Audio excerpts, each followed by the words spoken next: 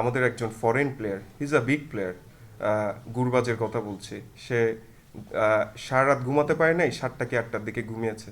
তার তার রুমের মধ্যে হুট করে কয়েকজন এসে without any appointment, without any informing the team management whatsoever, গিয়ে জাস্ট নক করে তার রুমে ঢুকে গেছে। তো আমাকে গুরবাজ এসে বলতেছে, হোয়াট ইজ দিস?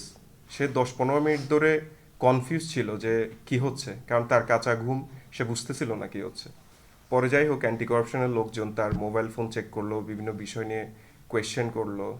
তো পরবর্তীতে অ্যান্টি করাপশন যাওয়ার পর গুরবাজ আফগানিস্তানের অ্যান্টি করাপশন ইউনিটকে কল দিয়ে জিজ্ঞেস করলো যে এইভাবে কি ফাংশন করতে পারে কিনা অ্যান্টি করাপশন।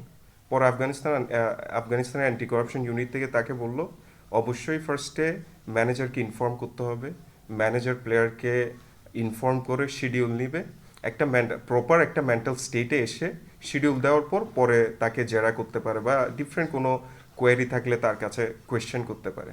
বাট এই যে একটা ফরেন প্লেয়ারকে এভাবে আপনার রুমে গিয়ে আপনার ডিস্টার্ব করা without any appointment, this is something that আইসিসিও কখনো এই জিনিসটাকে সাপোর্ট করে না।